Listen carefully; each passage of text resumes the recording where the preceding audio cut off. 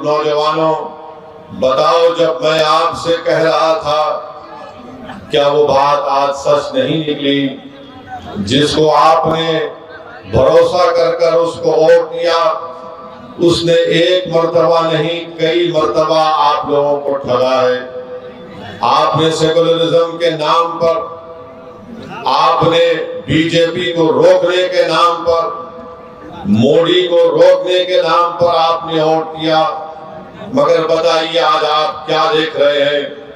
इल्जाम अख्तरुल ईमान पर लगता है कि अख्तरुल ईमान और असदुद्दीन अवैसी और आफ्ताब इंजीनियर बिहार में वोट तोड़ने के लिए आए हैं। मैं उनसे पूछना चाह रहा हूं, बताओ आज जिम्मेदार कौन है? आज जिन्होंने आपका वोट लिया और आपको धोखा नहीं दिया बल्कि आपके पीठ में खंजर भोंका, आज जो सबके सब खामोश बैठे हैं, इसका जिम्मेदार ना सिर्फ नीतीश कुमार है बल्कि इसका जिम्मेदार तेजस्वी यादव भी है। इसका जिम्मेदार भारत के वजीर आजम नरेंद्र मोदी है। ये तमाम के तमाम तीनों पलटू मास्टर हैं, बोलते एक है और सत्ता के लिए कुछ भी कर जाते हैं। अगर हम चुनाव लड़ते हैं तो हम पर इल्जाम लगा दिया जाता है, मगर आज बिहार में बीजेपी अगर सत्ता में है तो इसका जिम्मेदार ना सिर्फ नीतीश कुमार है बल्कि इसका जिम्मेदार तेजस्वी यादव भी है कि आपने आज बिहार की जनता पर बीजेपी को मुसल्लत करके रख दिया। आपकी नादानी और गलतियों की वजह से आज बिहार में आरएसएस मजबूत हो रही है। हम चुनाव लड़ते हैं तो हम पर उंगलियां उठाई जाती हैं, इल्जामात लगाए जाते हैं। मगर बताओ आज बिहार में अगर बीजेपी की सरकार बनती है तो इसका जिम्मेदार क्या अख्तरुल ईमान असदुद्दीन अवैसी है? हमारे 4 विधायक को इन्होंने तोड़ लिया। आपने मजलिस के उम्मीदवार को आपने अपने वोट और दुआओं से कामयाब किया। मजलिस के 4 विधायक को तोड़ा, ये बोलकर तोड़ा कि हम बीजेपी को रोकेंगे। बताओ तुमने क्या बीजेपी को रोका? तुम सिर्फ अपनी अना की तस्कीन के लिए तुमने मजलिस के 4 विधायक को तोड़ा। तुम नफरत करते हो कि सीमांचल की सरजमीन से एक गरीब और मजलूमों की एक सियासी लीडरशिप जो बढ़ रही थी, तो तुम ये नहीं चाहते थे कि सीमांचल की जनता से इंसाफ हो। तुम ये जानते थे कि मजलिस ने यहाँ पर सीमांचल की आवाम में एक सियासी इंकलाब को बर्पा कर दिया। तुम ये नहीं बर्दाश्त कर सकते थे कि सीमांचल की जनता से इंसाफ होगा, उनको उनका हक मिलेगा। तो झूठ बोलकर हमारे 4 विधायक को नीतीश कुमार ने और तेजस्वी ने तोड़ा। अब बताओ वो 4 विधायक की क्या अहमियत है वहां पर? ना तो वो मुंह खोल सकते हैं, ना तो वो बगैर इजाजत के बैठ सकते हैं, ना तो वो बगैर कुछ सोचे समझे, इनके पास कुछ है ही नहीं। मगर मजलिस ने जो सीमांचल की सरजमीन पर जो एक सियासी इंकलाब को बर्पा किया, तो ये बात ना मोदी को पसंद आई, ये बात ना तेजस्वी को पसंद आई, ना ये बात नीतीश कुमार को पसंद आई। वो हरगिज नहीं चाहते कि सीमांचल से आपकी एक सियासी क़यादत उभरे। वो हरगिज ये नहीं चाहेंगे कि बिहार में आपकी सियासी क़यादत उभरे। बिहार में ये पैगाम दे दिया गया, बिहार में, भाई साहब रुकिए, बिहार में सिर्फ यही चाहते हैं कि यादवों का नेता हो, कोई गुनाह नहीं है। बिहार में कुर्मी कुशवाहा का नेता हो, कोई गुनाह नहीं है। बिहार में भूमिहार का नेता हो, कोई गुनाह नहीं है। बिहार में अपर कास्ट का नेता हो, कोई गुनाह नहीं है। गुनाह उस वक्त हो जाता है जब गरीब और मजलूम मुसलमान खड़ा हो जाता है। तो चाहे मोदी हो, तेजस्वी हो, नीतीश कुमार हो, वो इस बात पर मुत्तफिक है कि सीमांचल से इंसाफ नहीं करेंगे और कभी भी आपकी सियासी लीडरशिप को भरने दिया जाएगा। इसीलिए धोखा देकर, आपकी पीठ में खंजर मारकर, आपके वोटों से मुंतखब शुदा आपकी दुआओं से मुंतखब शुदा चारों विधायक को उन्होंने खरीद लिया। अब बताइए कौन जिम्मेदार है अगर आज बिहार में बीजेपी की सरकार है? तेजस्वी से पूछेंगे तो तेजस्वी बोलेंगे चाचा हमको छोड़कर चले गए। नीतीश कुमार से पूछेंगे तो अल्फाज चाप चाप कर बोलेंगे हम मर भी गए तो नहीं जाएंगे, अब कह रहे हैं कि हम यहीं रहेंगे। यानी नीतीश कुमार, अगर गिरगुट और नीतीश कुमार को सामने रखा जाए तो गिरगुट कहेगा कि मुझे इससे शर्म आती है। इतना रंग बदलते हैं नीतीश कुमार। सुबह में जो बोलेंगे शाम तक चाचा पलट जाएंगे। अरे जब तुम सत्ता में तेजस्वी चाचा के साथ आ गए तो बड़ा हाथ पकड़ कर चल रहे थे, गले मिल मिल कर बोल रहे थे कि हम ये कर देंगे। बताओ फिर क्या हुआ? क्या सीमांचल की जनता से इंसाफ हुआ? क्या सीमांचल में यहाँ पर आप ही के इस विधानसभा में यहाँ पर 2 अनुमंडल की जरूरत थी? क्या एक अनुमंडल खुला?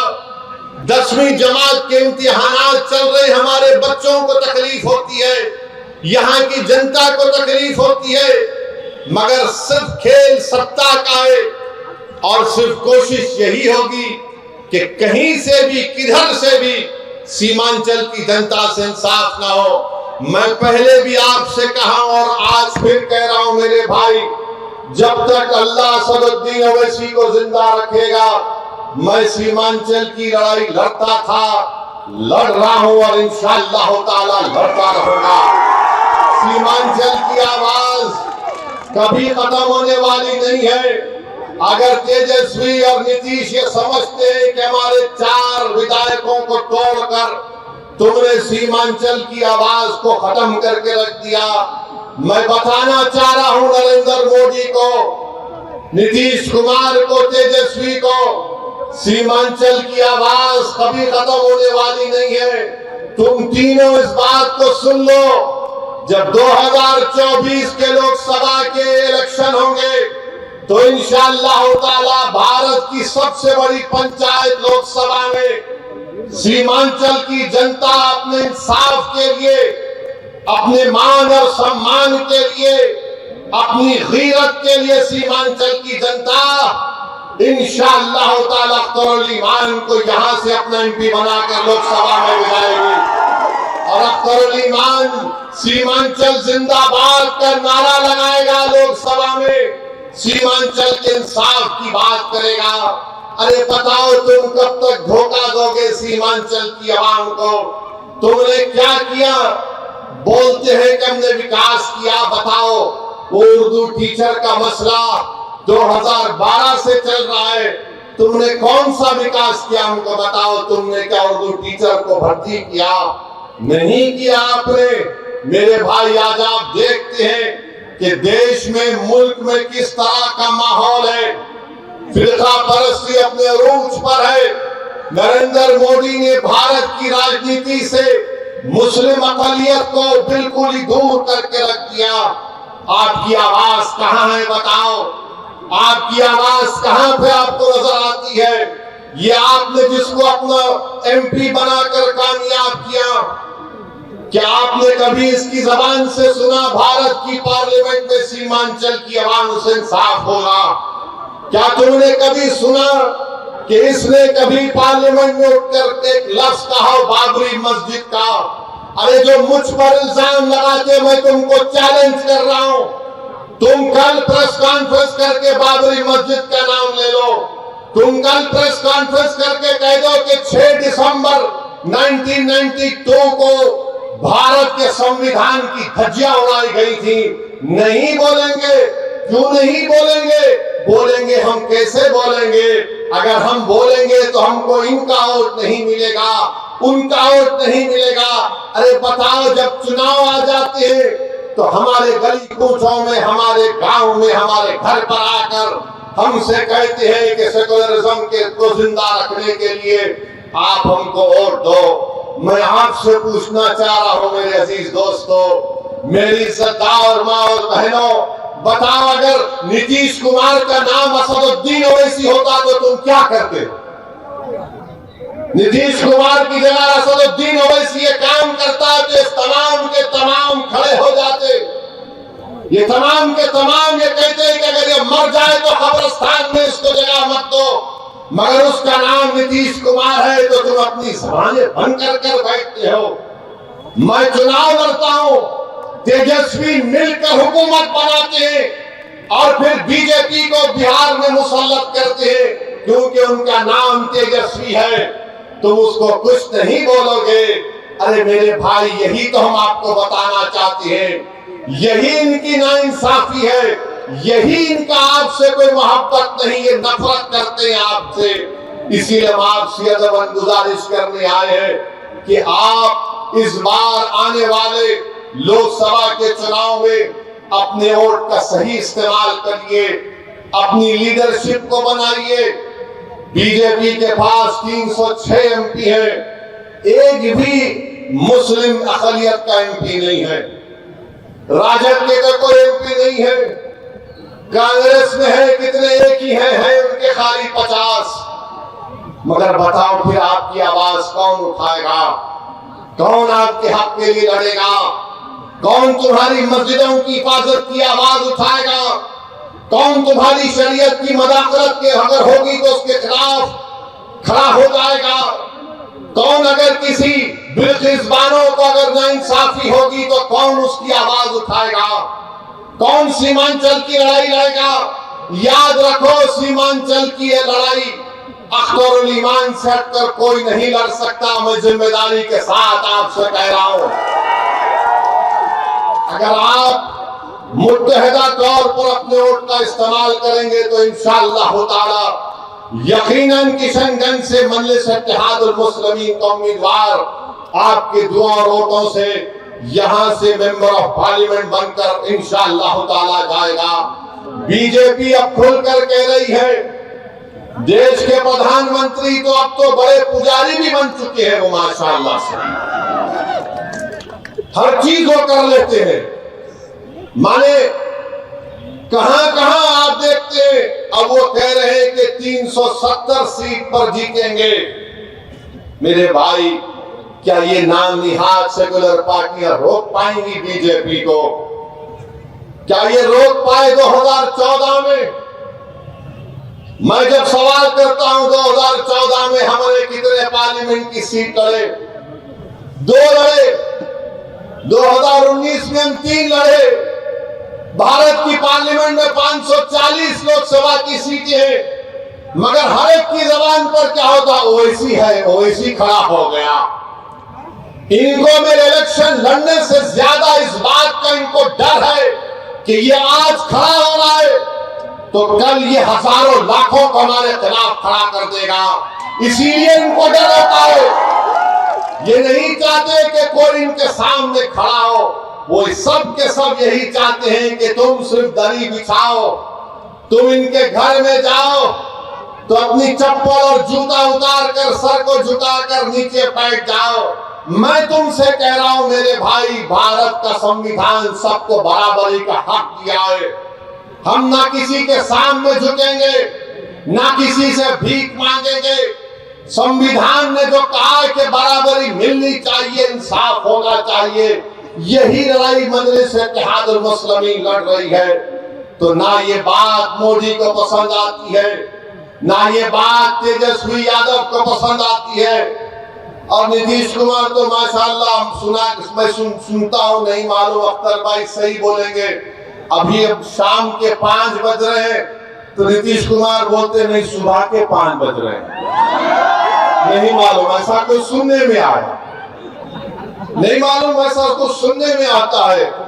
सच क्या है झूठ क्या है मुझे नहीं मालूम, मगर मेरे भाई, मेरे बुजुर्गों, मेरी सरदार माँ और बहनों, देश में जो माहौल पैदा किया जा रहा है, इस माहौल को रोकना है आपको। इस माहौल को आप सिर्फ जज्बाती तकारीर और नारों से नहीं रोकेंगे। इस माहौल को अगर आपको रोकना है तो आपको अपनी लीडरशिप को मजबूत करना पड़ेगा। ये जो नफरत का माहौल पूरे देश में पैदा कर दिया गया कि अगर कोई तकरीर करता है मौलाना कोई शेर पढ़ता है मौलाना तो उठाकर उसको जेल में डाल दिया जाता है। मैं पूछना चाहता हूं गुजरात की सरकार से कि तुमने एक मौलाना को पकड़कर मुंबई से पकड़कर गुजरात लेकर गए, मगर वही गुजरात में कई ऐसे वीडियो हैं जहां पर ये जालिम लोग वीडियो में आकर कहते हैं कि मसदुद्दीन ओवैसी को गोली मार देंगे, इसकी जबान को काट लेंगे, इसकी सर को काट देंगे, मगर उनको कोई हाथ नहीं लगाया जाता। मगर कोई एक शेर पढ़ देता है तो उस अशार के गलत माने निकालकर मुंबई से मौलाना को लेकर चले जाते हैं। 3-3 मुकदमे उन पर बुक कर दिए जाते हैं। मगर हम बीजेपी के लोगों से कहना चाह रहे हैं, तुम क्या कर सकते? तुम सिर्फ जानी को ले सकते हो ना, तुम जानी को ले सकते हो और क्या कर सकते हो?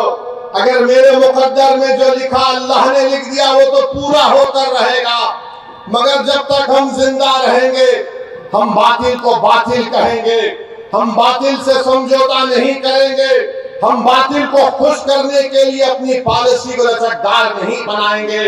हमारा काम यह है मेरे अजीज दोस्तों और बुजुर्गों कि हम हक को कामयाब करें और हक की कामयाबी का राज आपका इत्तेहाद है। याद रखिए, कब तक आप सेकुलरिज्म के नाम पर ठगे जाएंगे, कब तक आप सेकुलरिज्म के नाम पर इनको वोट देंगे और वो बीजेपी को बिहार में सत्ता देंगे। मैंने 2015 में भी कहा था तुमसे, मगर तुमने मेरी बात पे यकीन नहीं किया। मैंने 2019-20 में भी कहा था, मगर आपने मेरी बात को नहीं समझा। कम से कम अब तो समझ जाओ। याद रखो, तुम अपने मुकद्दर के फैसले कर सकते हो। तुम में इतनी ताकत है कि मुस्तकबिल में तुम्हारे हक में जो फैसले लिए जाएंगे तुम खुद उसको कर सकोगे। अगर आज आप मुत्तहिद होकर अपने वोट का इस्तेमाल नहीं करेंगे तो नुकसान आपका होगा, नुकसान सीमांचल की गरीब जनता का होगा। ये आवाज को उठना चाहिए मेरे अजीज दोस्तों और बुजुर्गों। आप देखते हैं कि भारत की पार्लियामेंट में हर मसले के ऊपर मजलिस इत्तेहादुल मुस्लिमीन के अरकान पार्लिमान अपनी आवाज को उठाते हैं। किशनगंज में लीगल मुस्लिम यूनिवर्सिटी का मसला मजलिस के एमपी उठाते हैं। मसाजिद का मसला 500-600 साल की मेहरौली की मस्जिद को शहीद कर दिया गया। क्या आपके किशनगंज के कांग्रेस के एमपी ने मुंह खोला? नहीं बोल सके। किसने बोला? मजलिस इत्तेहादुल मुस्लिमीन ने उसकी आवाज उठाई। आप देखते हैं बिल्किस बानो का मसला हुआ, किसने पार्लियामेंट में उसका मसला उठाया? मजलिस ने उसको आवाज उठाई इंसाफ के लिए। तो मेरे अजीज दोस्तों और बुजुर्गों, मेरी आपसे सिर्फ यही अपील है कि आने वाले लोकसभा के चुनाव में आप मुत्तहदा तौर पर एक अच्छा फैसला लीजिए। हम भी नहीं चाहते कि बिहार में बीजेपी और नीतीश कुमार के एमपी कामयाब हो जाएं। हम तो शुरू से कोशिश कर रहे हैं रोकने की, मगर जो लोग आपका वोट लेकर मोदी के गोद में बैठकर चाय पीती है, कभी आप इनसे भी तो पूछो कि तुमने हमारा वोट लेकर तुमने कैसे बीजेपी को सत्ता दे दी बिहार में। मेरे अजीज दोस्तों और बुजुर्गों, आप देख रहे हैं कि कैसे किस तरीके से कभी हमारी मसाजिद को निशाना बनाया जाता है, कभी शरीयत में मदाखलत की बात की जाती है। उत्तराखंड में यूनिफॉर्म सिविल कोड का एक नाम से एक बिल ला दिया गया, यूनिफॉर्म तो है ही नहीं। अब नहीं मालूम नीतीश कुमार क्या करने वाले हैं। बीजेपी के साथ मिलकर बैठे हैं। यहाँ पर फसाद हुआ था 1 साल पहले, 100 साला मदरसे को जला दिया गया। मैं तुमसे पुकार कर कह रहा था, कहां वो सेकुलरिज्म के दावे करने वाले, कहां है तेजस्वी यादव? जो 100 साल के मदरसे को जला दिया गया, कोई आवाज नहीं उठी। एक 12 साल के बच्चे को सीवान में पकड़कर उसको 8 दिन जेल में डाल दिया गया, किसी ने आवाज नहीं उठाई। मैं कह रहा था, पुकार रहा था। मेरे भाई याद रखो, अगर तुम्हारे लिए कोई लड़ने वाला नहीं होगा तो जुल्म जारी रहेगा। हमारे वतन अजीज की हकीकत यही है कि जब तक तुम्हारी आवाज नहीं होगी तुम्हारा कोई पुसाने हाल नहीं हो सकता है। जब तक तुम्हारा नेता नहीं होगा कोई तुम्हारा काम नहीं कर सकेगा। आप बताइए, इतनी बड़ी तादाद में सर्वे हो गया, का सेंसस हुआ, जो अख्तर भाई ने मुझे यहां पर बताया कि इतना बड़ा सर्वे यहां पर हुआ सुरजापुरी बिरादरी का। अख्तर भाई ने बताया कि सुरजापुरी बिरादरी 24 लाख है और उनको नौकरी मिलनी चाहिए 38,000 के करीब, और उनको नौकरी मिली सिर्फ 15,350। क्या सुरजापुरी भाइयों ने कि फिर फैसला कर लेंगे कि तुम इनको वोट दोगे? सोचो आपको मैं बुरा लगता हूं ना इनकी मेरी बात बुरी लगती है तो ये तो गवर्नमेंट कह रही है, ये मैंने अपने घर से बनाकर नहीं लाया हूं, ये बिहार सरकार का डेटा आदादोशुमार है। हमारे शेरशाहबादी भाई जिनकी आबादी 13 लाख है, उनको नौकरी मिलनी चाहिए 20,421 और नौकरी उनको मिली सिर्फ 5,734। मैं हमारे गयूर शेरशाहबादी भाइयों से पूछना चाह रहा हूं, तुम किसको अपना जिम्मेदार खड़ा करते हो? मेरे भाई कुलैया भाइयों की आबादी 12 लाख है, उनको नौकरी मिलनी चाहिए 12,904 और नौकरी मिली 6,750। अब कौन क्या करोगे तुम? ये जो दलाल फिरते हैं हमारी कौम के दलाल, अरे दलालों अभी तो अपना मुंह काला करके घर में बैठ जाओ। बरसों से धोखा दिया गया है, बरसों से धोखा दिया गया। ये मैं नहीं कह रहा हूं, बिहार सरकार कह रही है। सुरजापुरी बिरादरी को नौकरी नहीं मिलेगी तो सेकुलरिज्म की कामयाबी है। शेरशाहबादी को नौकरी नहीं मिलेगी तो क्या मोदी को रोका जा रहा है? कुलैया बिरादरी को हिस्सा नहीं मिल रहा है मगर तेजस्वी मुख्यमंत्री बनेगा? अरे शर्म करो, अपने बाप का नाम मिट्यामलीत मत करो। अगर अभी तुम्हारे दिलों में जो धोखा देकर चले गए, अगर तुम्हारे दिलों में गीरत बरकरार है तो सोचो कि किससे धोखा हो रहा है। वोट तुम्हारा मगर राज किसी और का हो रहा है। कितना वोट लिया सुरजापुरी भाइयों का, कुलैया भाइयों का, शेरशाहबादी भाइयों का, और क्या मिलता है? कुछ नहीं मिलता, सिर्फ वादे मिलते हैं और चुनाव आएगा तो बोलेंगे सेकुलरिज्म को जिंदा रखो। सेकुलरिज्म को जिंदा रखने का मतलब यह है कि या तो तेजस्वी को मुख्यमंत्री बना दो या नीतीश को बना दो और तुम घर में जाकर रोज अपनी तबाही और बर्बादी के नजारों को देखते रहो। चुनाव आएगा तो बोलेंगे वैसी वोट काटने आया है, इसको वोट मत दो। तो इसका मतलब यह है कि सीमांचल में नाइंसाफी जारी रहे, लाखों एकड़ जमीन पानी के बहाव में कट जाए, किसानों को उनका हक ना मिले, हमारे बच्चे और बच्चों को स्कूल और कॉलेज ना मिले। मेरे भाई, ये सच्चाई आपको बयान कर रहा हूं, इसीलिए तो सब के सब हम पर गाली लगाते हैं, हम पर इल्जाम लगाते हैं। मैं सच्चाई को तुम्हारे सामने बयान कर रहा हूं। मैं पोखाली की जनता से और बहादुरगंज की जनता से अपील करने आया हूं, ठाकुरगंज की जनता से अपील करने आया हूं कि आप अख्तर अली मान को मजबूत करिए। जब मैं ये कह रहा हूं सुनिए, मैं ये नहीं कह रहा हूं कि अख्तर अली मान की जात को मजबूत करो, मैं तुमसे नहीं कह रहा हूं कि ओवैसी को मजबूत करो, मैं ये कह रहा हूं कि अपने आप को मजबूत करो। और मजबूती कैसे होगी? जब आप अपने वोट का सही इस्तेमाल करेंगे। आप देख नहीं रहे कि कितने बड़े बड़े नेता कांग्रेस के बीजेपी में चले गए। महाराष्ट्र का मुख्यमंत्री रहा अशोक राव बीजेपी में चला गया। बोलो उसके बारे में, बीटी नहीं बोलते उसको। कितने भाग भाग कर बीजेपी में जा रहे हैं, उनको कोई कुछ नहीं बोलेगा। मगर जब ओवैसी आकर सीमांचल जिंदाबाद, सीमांचल इंसाफ की बात करता है तो इनके पेट में दर्द शुरू हो जाता है। जब अख्तर अली मान बिहार की विधानसभा में गरीब और मजलूमों की आवाज बनकर उनके हक की बात करता है तो उनको पेट में दर्द शुरू हो जाता है। तेजस्वी यादव को जरा सोचना चाहिए था कि जब तुमको मजलिस की जरूरत पड़ी तो अख्तर अली खान को बुलाया और बोला कि अख्तर भाई हमारा साथ दे दो।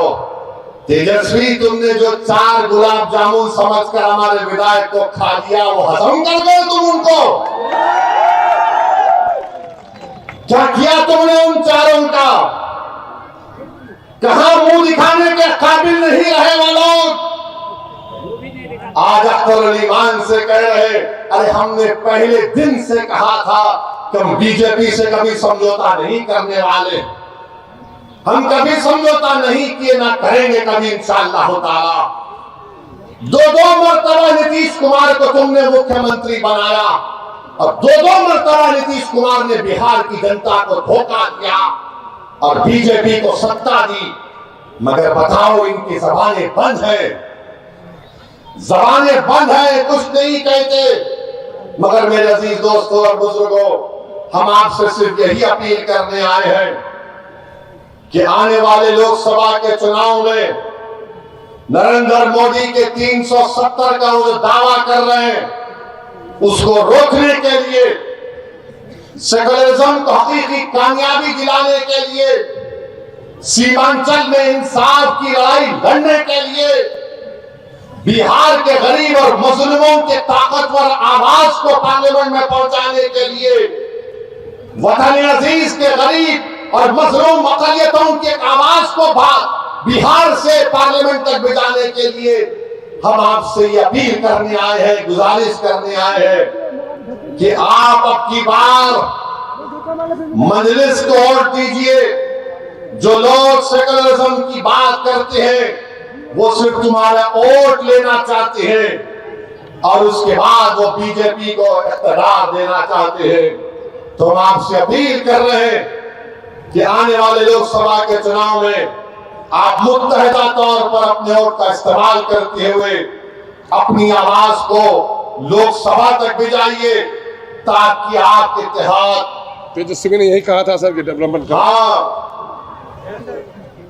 ये जो तेजस्वी यादव है यहीं पर कहा था सीमांचल डेवलपमेंट बोर्ड बनाएंगे, कहा था ना, यही कहा था।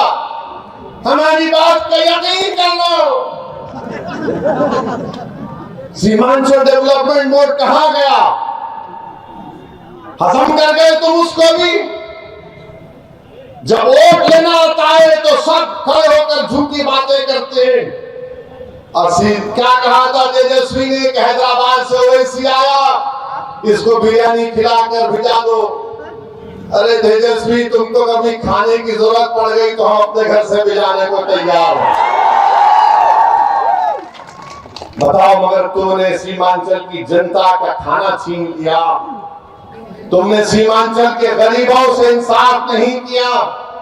तुम तो डिप्टी चीफ मिनिस्टर बन गए, चाचा को मुख्यमंत्री बना दिए और खूब तुमने गुलाब जामुन खाए, खूब मलाई खाई, मगर सीमांचल की जनता परेशान है। तो इसलिए हम आपसे अपील कर रहे हैं कि आप आने वाले